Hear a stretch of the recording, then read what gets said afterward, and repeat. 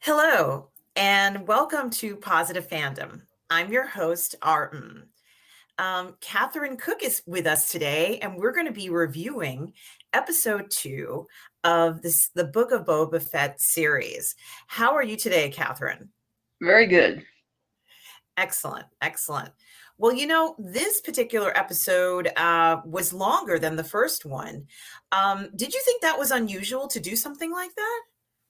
I No, because it seemed like in the first one it just sort of abruptly ended, and I guess that's because it really segues into the next one. Like this again doesn't feel as episodic as the other series.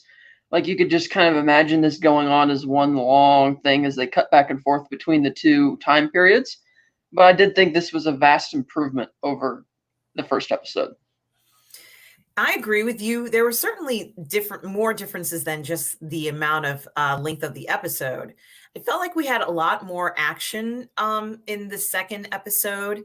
And we also certainly had many more scenes with the Tusken Raiders and learning more about their culture. Um, was there anything that you were surprised to see? I mean, I figured that we would probably see a gaffy stick or something like that.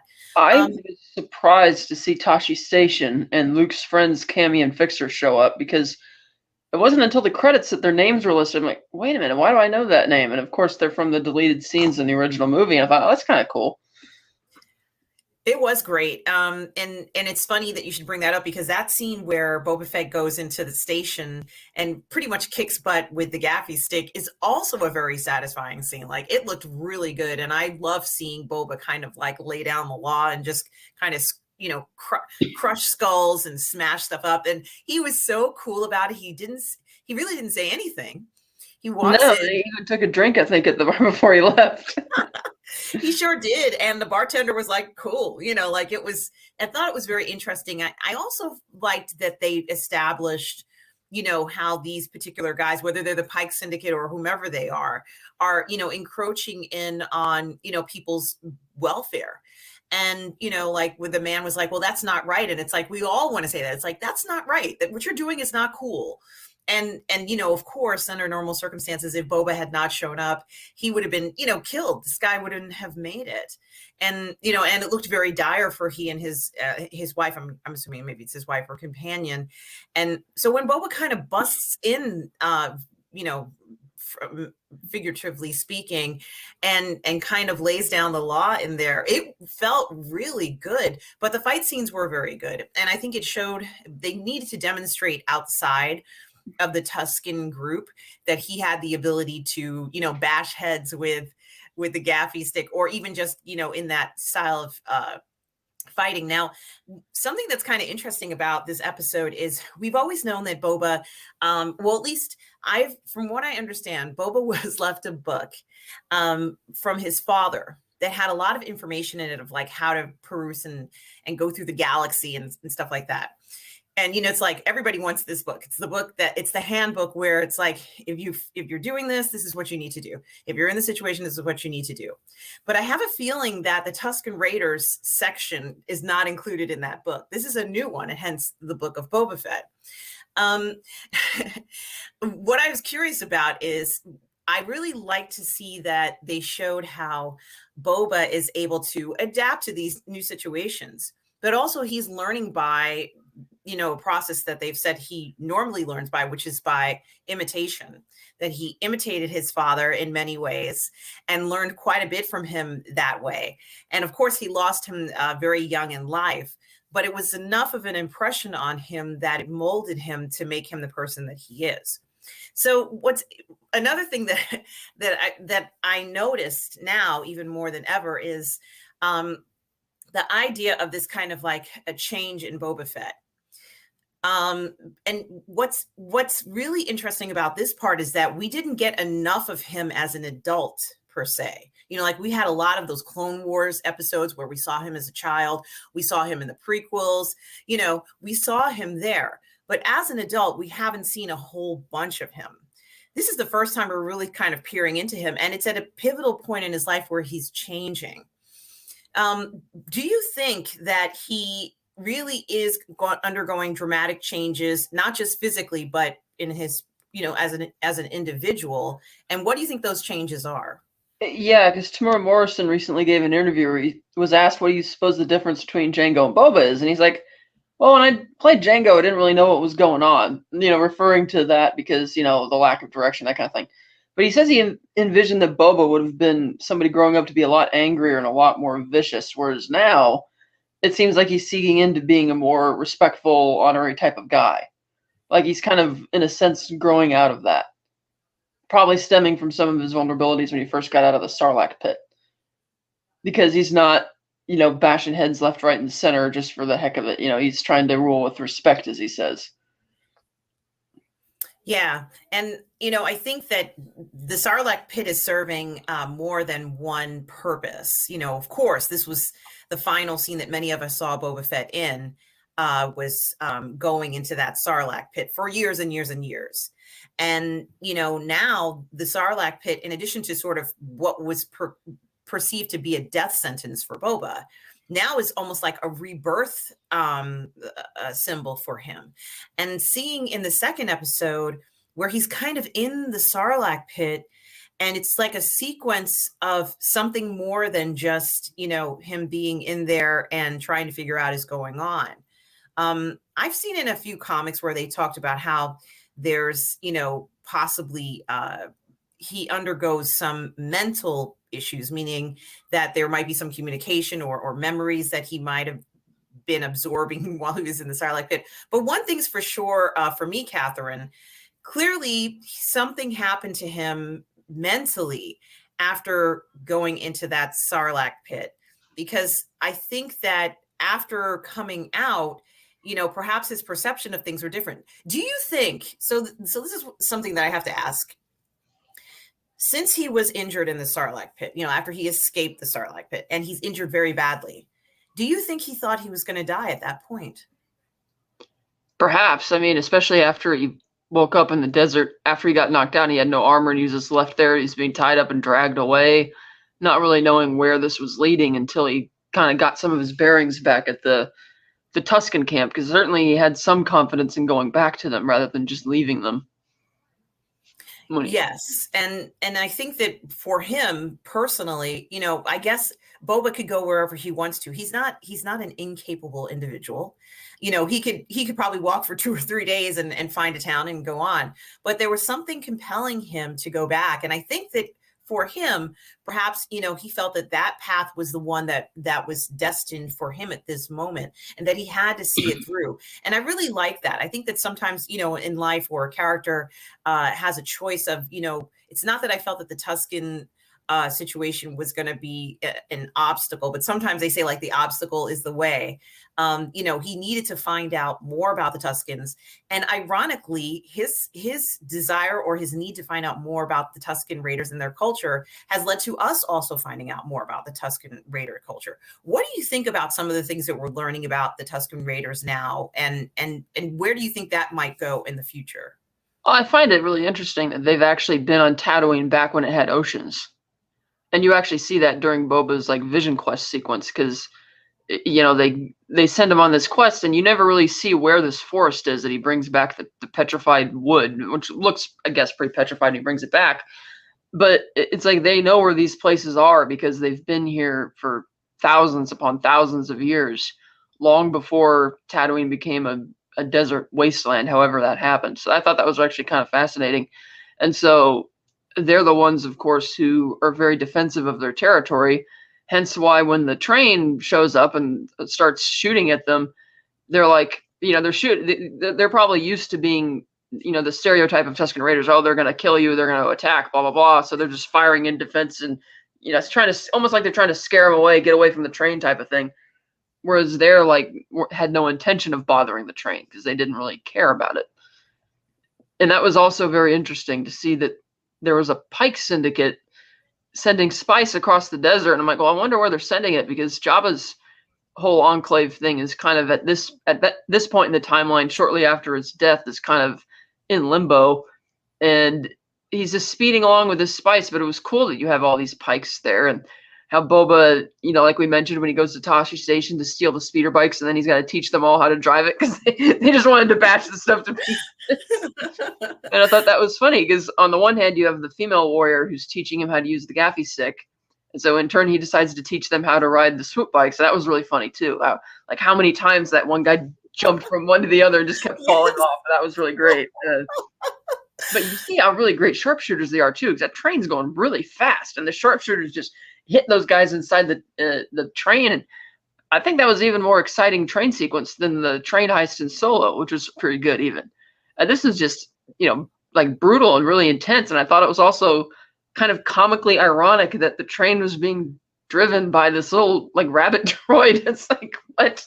Especially when Boba smashes through the window and he's like, stop the train. I'm like, really? I think that was a little funny. And then droid's like, I'm out of here. I'm going back. I'm getting out of here. I don't need this nonsense. I didn't sign up for this. And how they got what looks almost like an old pod racing engine to blast the train along that's mounted on top, which is kind of interesting. Looks like a bit low tech compared to the rest of the train. And something else that I wanted to ask you about and, get your thoughts on, it's very clear that the Tusken Raiders are aware that the people who are coming to their planet have technology, they have machines. And this was great to hear them say that, the Tusken Raiders are not ignorant people, they're very deep, group bunch. And, whatever life they lived, as you mentioned, thousands of years ago when there was water, they've adapted to the change in the environment. And maybe we'll actually find out what caused Tatooine to change. Planets, this does happen in planets. We see it even in our own planet. What I'm kind of curious about is, we, for the most part, all this time have noticed that the Tusken Raiders really don't have any tech with them. Do you think it's because they couldn't obtain it? Or do you think that perhaps they are kind of rejecting the technology because it's just not part of what their culture is about? Yeah, they don't really need it. And that would be a hassle since they're nomads to haul along this big tech, which I imagine could easily get damaged in the sandstorms, which they're going to be exposed to a lot more than others. And they just really don't need it. Mm-hmm, mm-hmm. And I think that that's kind of interesting because, I think a lot of people, when they first saw the Tusken Raiders, did know that they were fierce warriors. There was no doubt about it. They had these weapons. They seemed very mysterious because their language was different. But I don't think that anybody would have guessed that technology perhaps was not something that they're focused on. They wanted to focus on something else and have survived for thousands of years because they've stuck with their culture and it's done right by them. It's unfortunate that people have been encroaching on their sands for so long, but I have a feeling that now, Catherine, it looks like things might be changing for them. The Tusken Raiders are not part of the underworld, and Jabba. I always call him, I don't know why I keep saying that. Boba has been very clear that he wants to go ahead and kind of take over this underworld operation and rule with respect. But the Tusken Raiders are not part of the underworld. And I think that this connection that he's made with the Tusken Raiders, and perhaps even this entire machinations of how the Tusken Raiders mentioned to Boba how we have many different tribes and people are going on our sands. I think that Boba's kind of championing their cause, not just to suit his own needs, but he may find that the Tusken Raiders are becoming allies that he really needs to have. What do you think? Well, I'm not sure if he's even still associated with them by the time of the later timeline when he shows up to get his armor, because I can't imagine that he would just leave that group just, okay, after 5 years, I'm just going to go get my armor now and leave the planet and go with, Mandalorian and do all this, or follow him to get the armor back and then pledge myself to help him get the kid back. And now I'm going to come back to Tatooine, and it doesn't seem like he's tried to establish any reconnections with the camp. So I wonder if they're going to turn out all right, because we get the sense he stayed there for quite a while, because in the second episode he actually is able to communicate with sign language, and we get subtitled dialogue from the Sand People this time, which we usually don't get, but it's clear that Boba's understanding what they're talking about. So he's been there for a while, and then they send him on that vision quest because they're happy that he stalled the train with the swoop bike, which is another interesting thing, that he just sees these swoop bikes at night and he's like, give me the stick. I'll be back in the morning. And they figured that, oh, okay, there's no reason not to trust him because he's not exactly built like them at the time.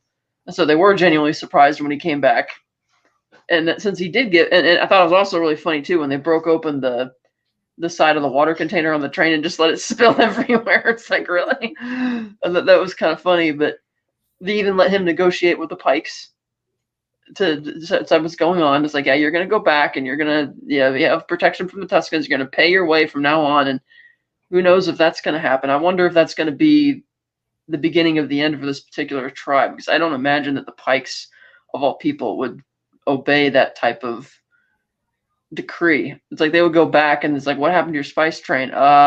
It's like I don't think they're going to be obeyed. So I have a feeling that something bad's going to happen to this group of Tuscans at some point down the line, because once he finally does get indoctrinated into their whole group. And I like that they finally gave him some nice clothes to wear other than that terrible onesie, which is just horrible. It's like that had to go. And they even had that great shot when he shows up with the gaffy stick and he goes to the area where they're going to carve it, or shows up with a tree branch and they're going to carve it in a gaffy stick.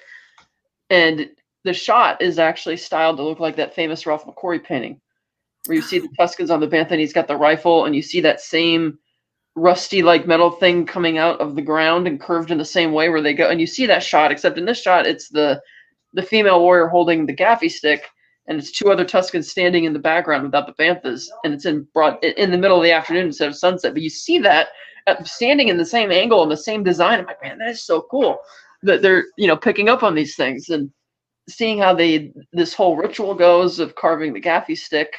Now they've totally indoctrinated them into their own tribe, and you're seeing almost like a whole Maori war chant type thing, which is really cool.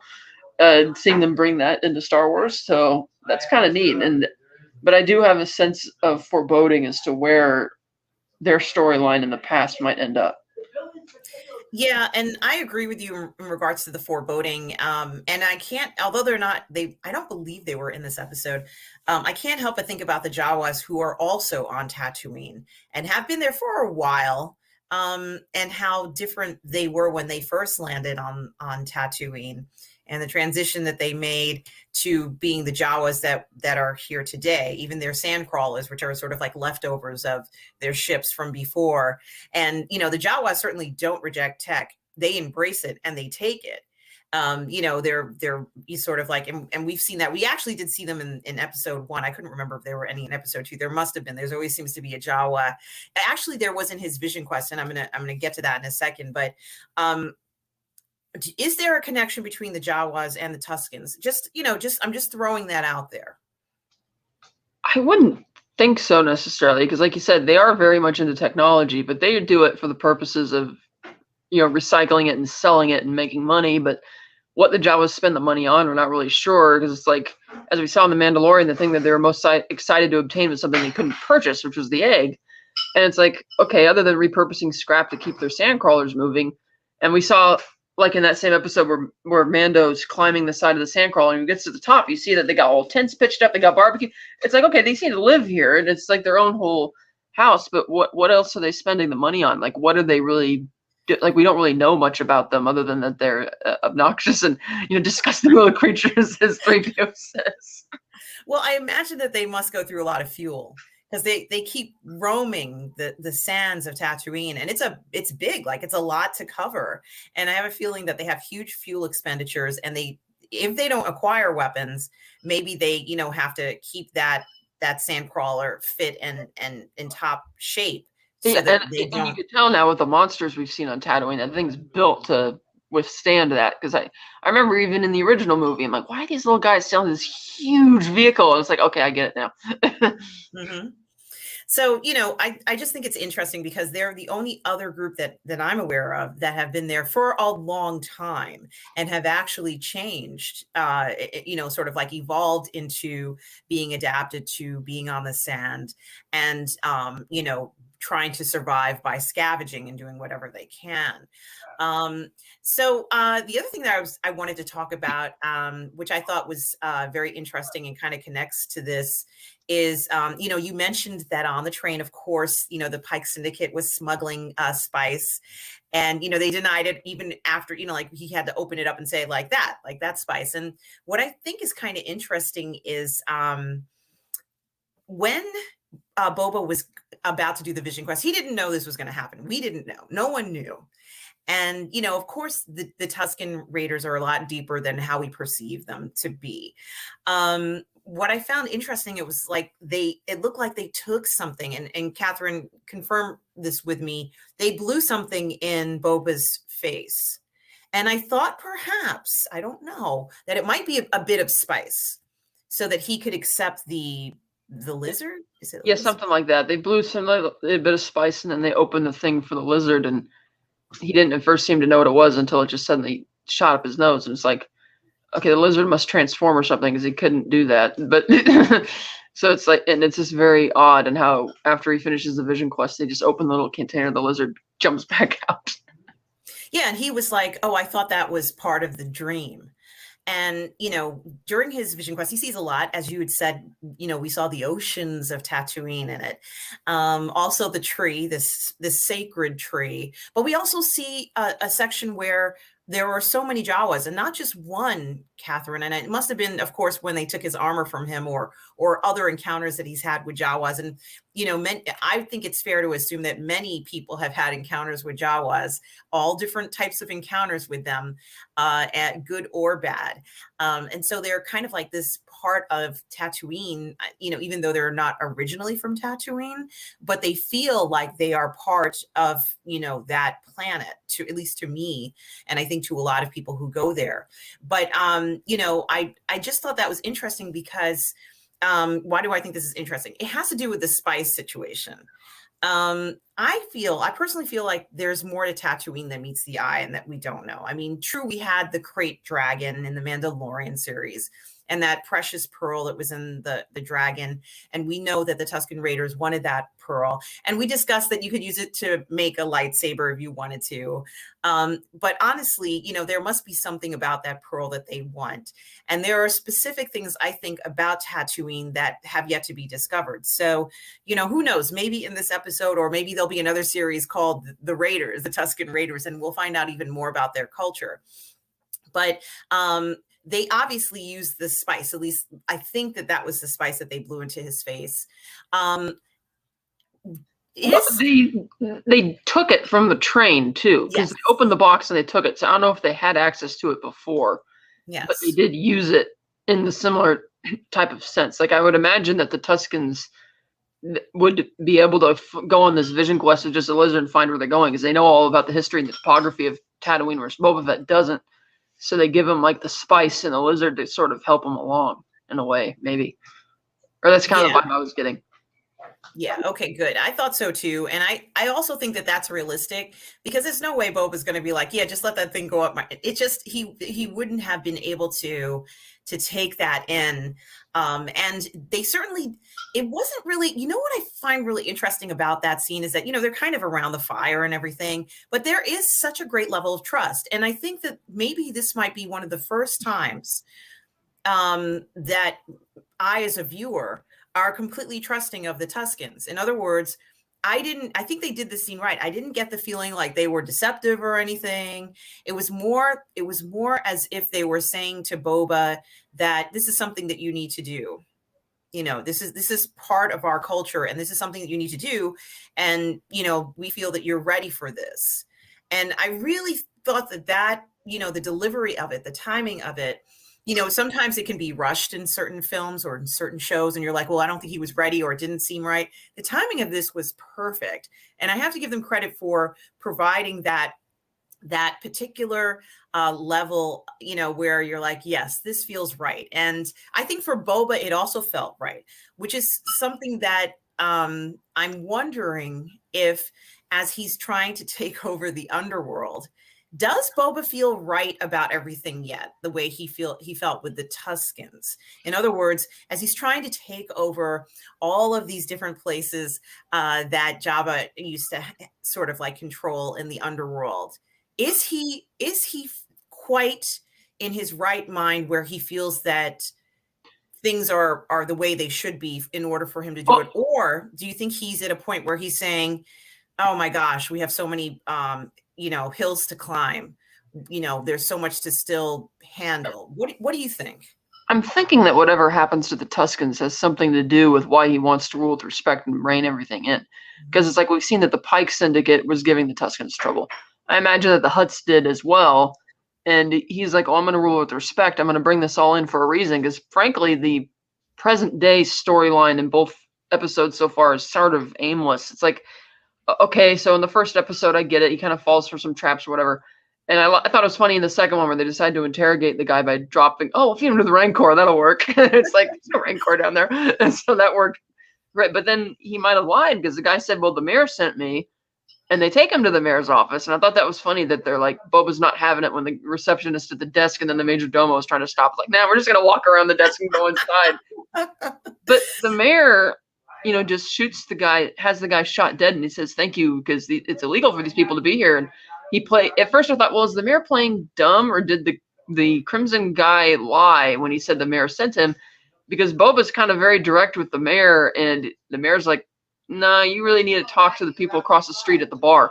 And it's like, okay, so maybe the mayor didn't send them, which is a little interesting, because when he goes back across the street to the bar, immediately the Jessica Biel's character is she's trying to sweet talk him, and just sit down in the bar. Well, I'll see if I can clear a table for you. We'll have drinks, blah, blah, blah.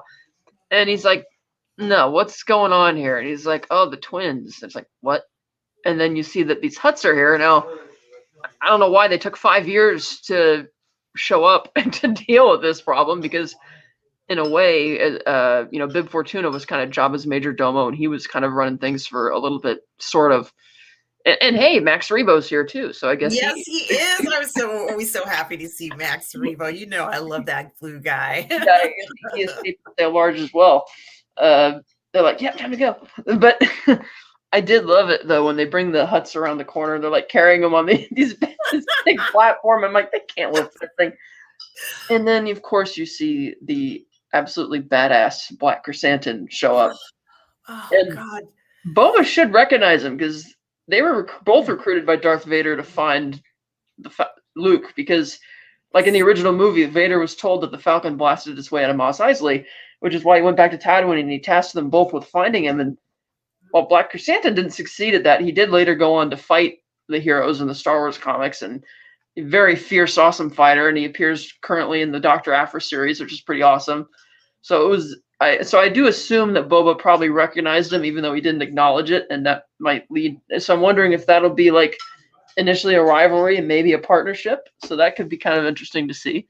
Yeah, definitely. And of course, Black Chrysanthemum is one of the most terrifying looking Wookiees I've ever seen. I mean, when I saw him, but what's interesting about this, Catherine, is that, of course he doesn't speak, he doesn't say anything in the scene, but he doesn't have to, because his presence is menacing. He's terrifying. I mean, I was like, oh my God, like this guy's gonna, like he's so like ominous, but the look he gave, of course, Wookiees, they don't speak, they speak, their own language, so to speak. But the look he gave Boba, I think it was a look of, hey, what's up, bro? You know what I mean? Like, I think there was a little bit of that in there, as you're saying.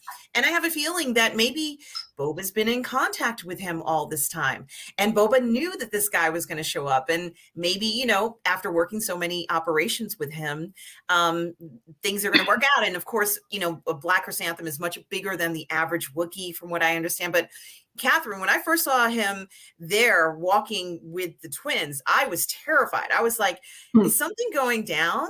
And nothing really went down. But that was interesting that Boba was able to kind of lay down the law. He's like, hey, I'm the daimo here. You pay me tribute, and I've taken Jabba's palace. I killed his major domo. I don't know what you've been doing for 5 years, but that, you have problems, because he mentioned even that he thought they had problems on Nal Hutta or whatever, and they just kind of to accept, sort of quietly accept it, like they're not going to fight right there in the street, so they just kind of leave. But I'm still wondering, like, where this story is going, because Yeah. at least for the present, because at some point we know from the trailers that he does get all the guys inside the main palace room at Jabba's palace to have like the big sit down meeting. But it's like, so and is each episode just going to be him kind of fostering a relationship with different crime lords, and eventually we'll get to and eventually whatever the past storyline will eventually catch up, and we'll realize, okay, this is what we've been built, what the relationship is, or whatever it is that he's trying to do. Because again, they're not spending as much time on the stuff in the present as they are in the past, and that's why the present timeline seems just a little bit aimless. Because even once again, the present's timeline ends quite early, and then we go for a significant chunk of the episode doing the whole thing with the Tuskens. Whereas, and we saw that in the first episode as well, when he gets dragged back to the Bacta tank, and then they go the whole thing of the Tuskens again. So I'll be interested to see how this ties in at some point, because again, I don't picture Boba voluntarily leaving the Tuskens, or if he wanted to get his armor back, you would assume because he's such a respected member of the tribe that they would have come with him and helped him because this was important to him, but they don't. It's just him by himself. And at some point, we're probably also going to find out why he and Fennec Shand were rendezvousing there to begin with. So I think this is all going to kind of come to a head at some point. I'm just not quite sure how. And granted, we're only 2 episodes in out of 7, so I expect that within the next couple episodes, they'll start kind of making sense. Because this is, admittedly, with the present time on the pat, a little bit shaky. But I do think it's a vast improvement story-wise. As I like you said, they spend a lot of time on the stuff with the Tuskens this time around. And like, again, you see him with all the training with the warrior. You see that he's learning their language, and that they're kind of learning to communicate with him a lot better. So that's all well and good.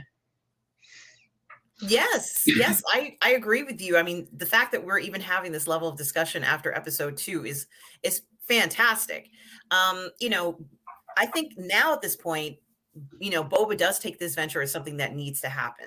He has to do this. And although we don't know all the motivations, I keep wondering if it isn't as smooth of a process as he's anticipating, or he gets more challenges, that will kind of like harbor him taking over with respect. Would Boba go even further and kind of break that respect code and, kind of like say, well, I tried to take over with respect, and, there was nothing that I could do. I just have to go full force. And then I started wondering, Catherine, does Boba have anything to lose personally if this endeavor fails? In other words, we know that he's being kind to the Tuskens. I get that. This is wonderful that he's doing this. But is there another reason that Boba has to do this? And if he doesn't succeed, is it a personal failure for him? Well, I think so, because whatever, again, and I think that's going to tie back into whatever he and Fennec Shand, what their business was there to begin with.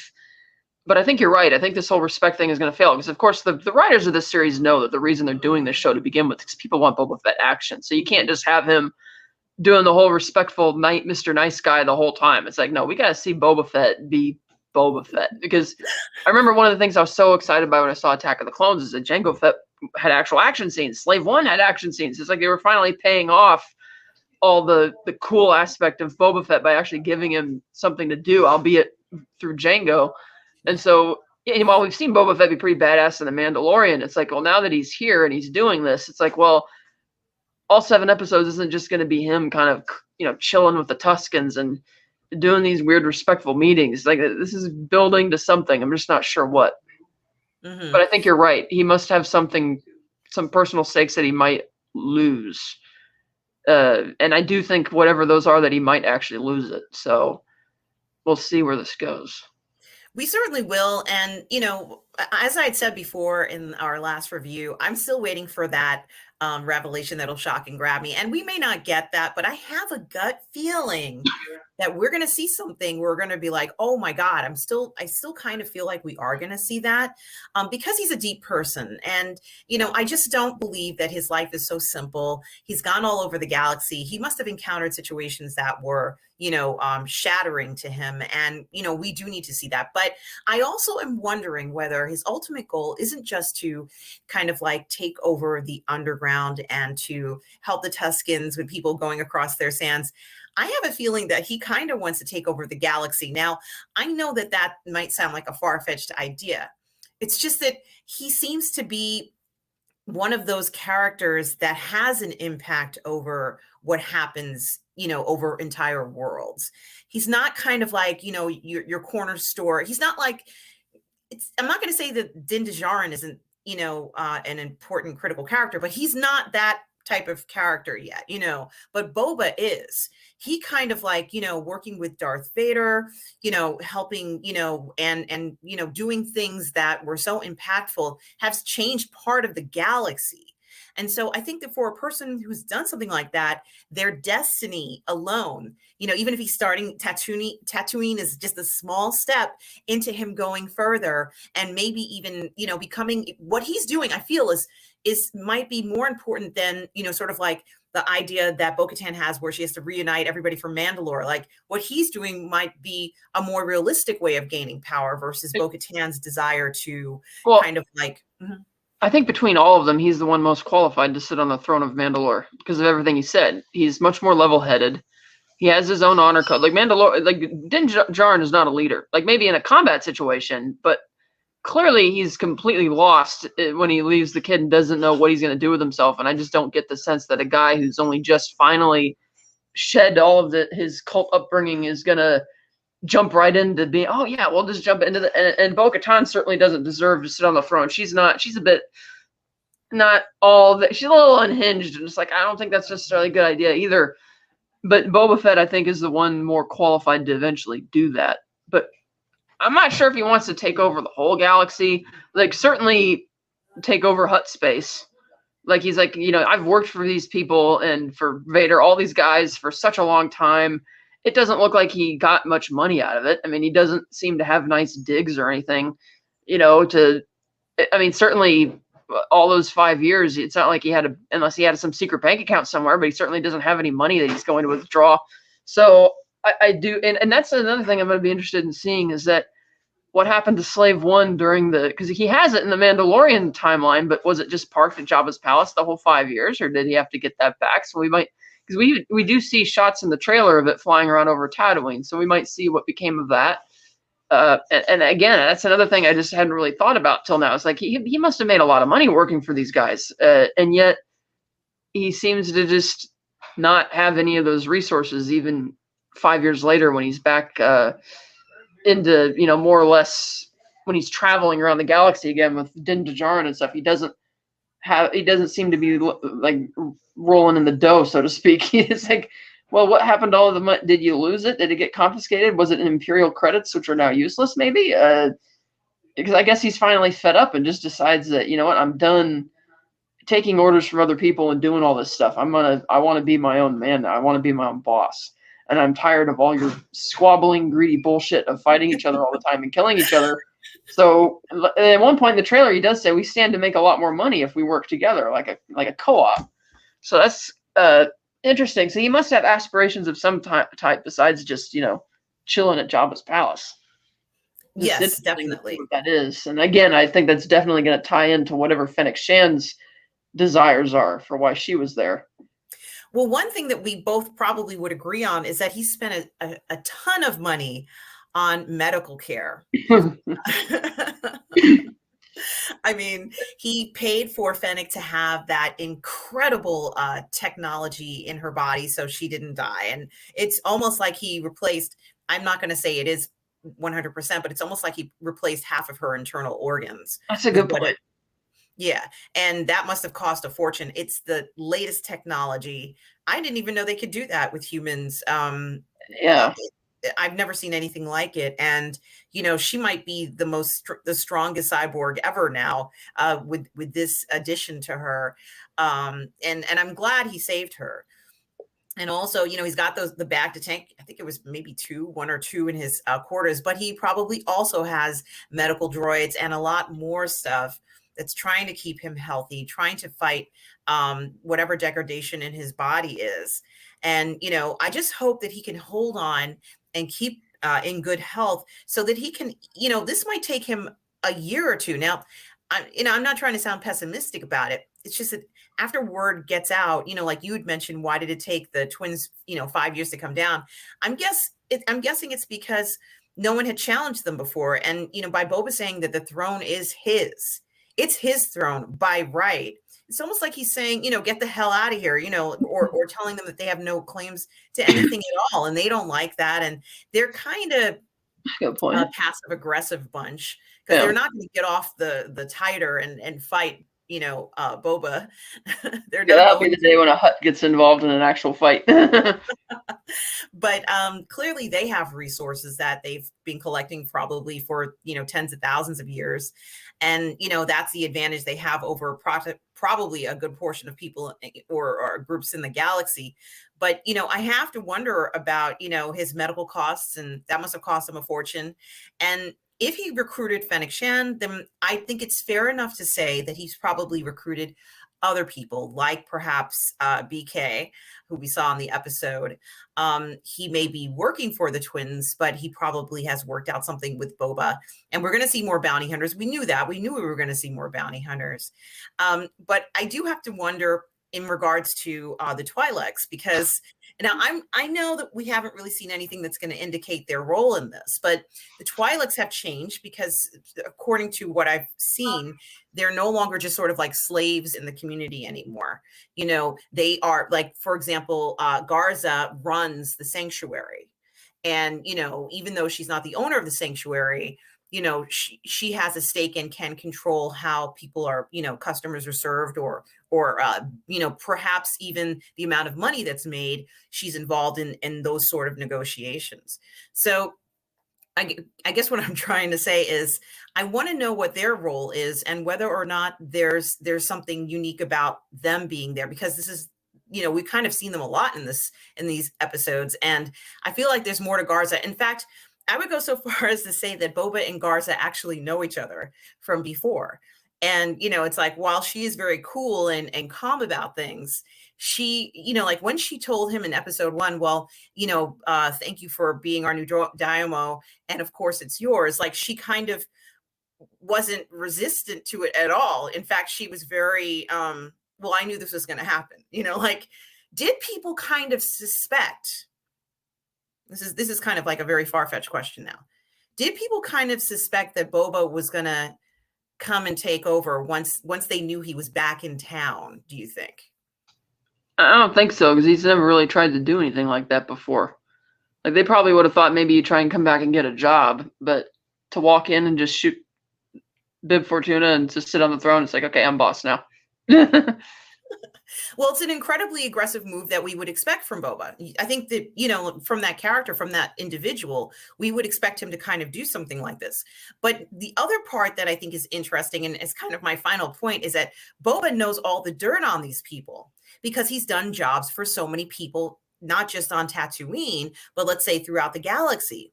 And, imagine like 30 years of dirt that you have on these people. Will he be using some of that to gain leverage? Probably. I'd imagine that's what Jabba the Hutt did. When he had the Hutt diaries and he leveraged that over the other 5 families to have more power. So I imagine Boba would do something similar. And my final question to you before we wrap up this review of episode 2, which was great. Will they be asking or requesting permission to kill the twins? That's a good point, because who was it they said they had to get permission from in order to do that? I think it's the Republic. I think it's the Republic or the Hutts. I'm not sure, because supposedly there's an agreement between the Hutts and the Republic. I'm not entirely sure of this, Catherine. I don't know, but I suspect who else would it be? I would think that Boba could just kill them anyway and make it look like an accident or something, I mean, they're big slugs. Just how about people just got tired from carrying the big slabs and then they just tripped and fell over and the slab fell on top of them. And that was the end of it. It's like, set the titer on fire.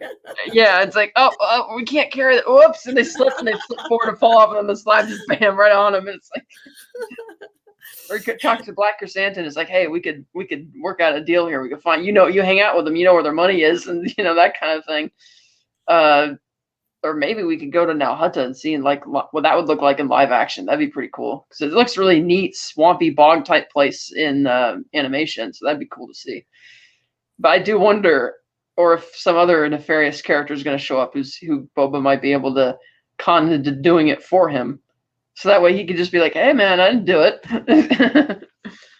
Yeah, it'd be the Book of Boba Fett, how it went down, according to his master plan. Well, I have to say I really enjoyed this episode. A lot. Yeah, and it had so much in it, and there was definitely that rebirth feeling, I think, and with the action that was just so incredible, not just in sparring, and at the station, inside of the train. I mean, it was just one action upon another upon another.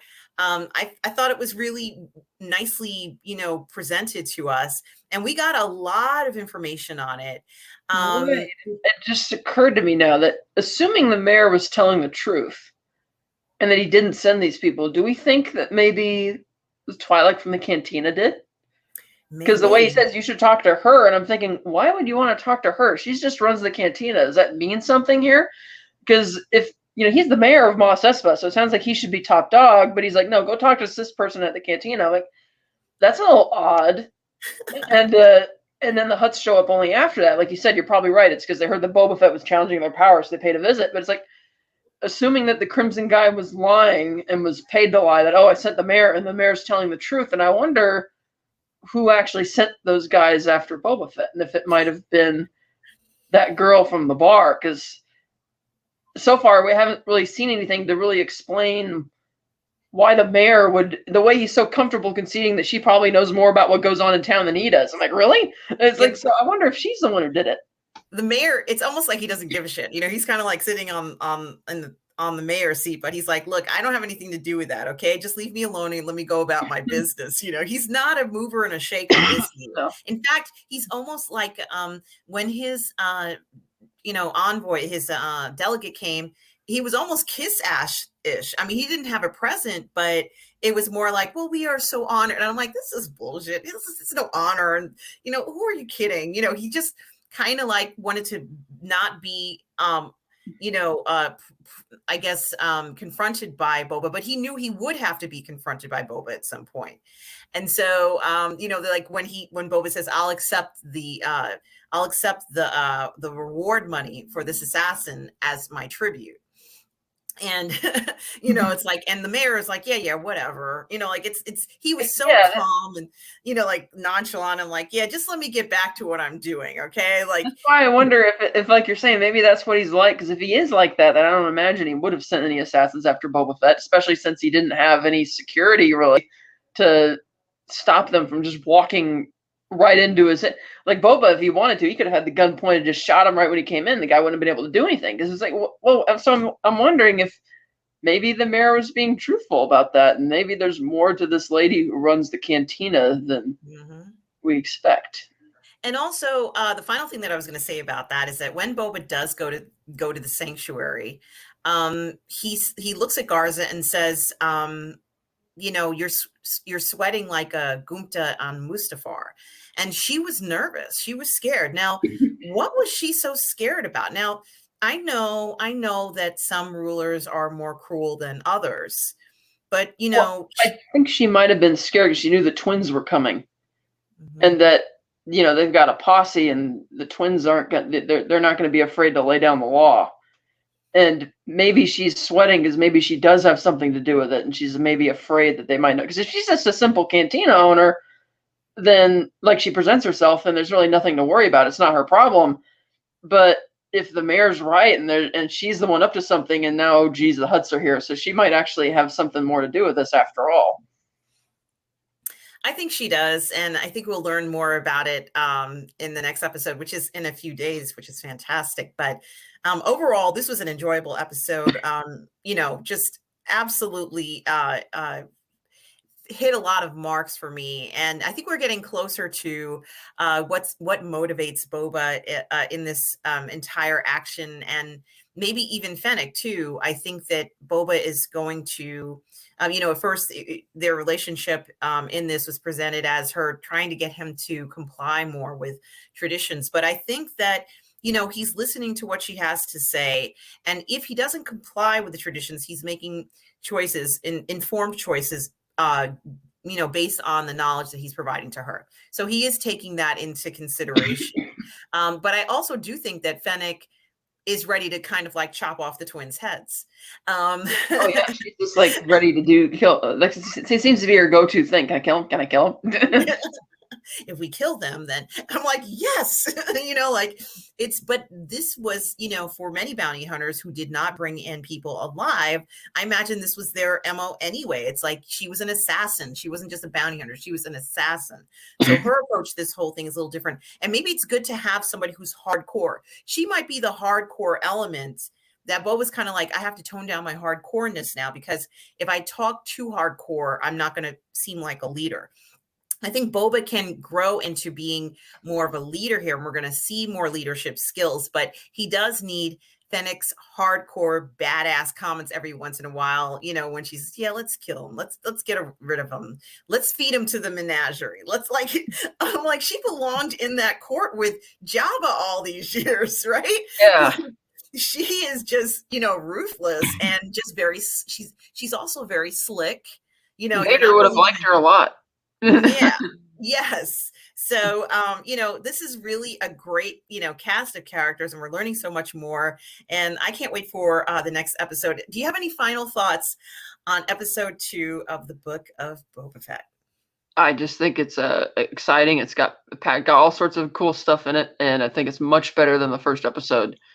And really looking forward to where this series goes. I agree with you 100%. I'm waiting for more, and I have a feeling, and I hope that the episodes will get better and better as we go along. Catherine, where can people find you? You can find me every second and fourth Sunday of the month at 8 a.m. Pacific on the Virtual Cantina Network YouTube channel, co-hosting The Unifying Force, which is a Star Wars talk show. And you can find me every Wednesday nights on the Phantasmagorium Show YouTube channel, co-hosting Martini's Gadgets and Guns at Scotty R37, a James Bond show. It's really fun. And you can find me at Instagram and Twitter at SliceNide. Excellent. And of course, you can find me here on Positive Fandom, reviewing all the IPs we love. But you can also find me on the Burr Network on Midnight Metal at 3 a.m. Eastern Time, 12 p.m. Pacific on Friday nights. On Monday nights, you can find me streaming with Lorena Creole on Toxic Femininity at 8 p.m. Eastern Standard Time. On Thursdays, you can find me on the 6 Scale Man Network on Uncivilized Scoundrels at 9:15 p.m. Eastern Standard Time. And on Fridays, you can find me at 12 o'clock Eastern Standard Time, 12 p.m. on Midnight's Edge. Thank you so much for tuning in, everybody. I hope everybody is well. We're going to be continuing this review series with Catherine Cooke here of the Book of Boba Fett series. So please come back if you enjoyed this episode. And to everybody who's watching, please remember to always be kind.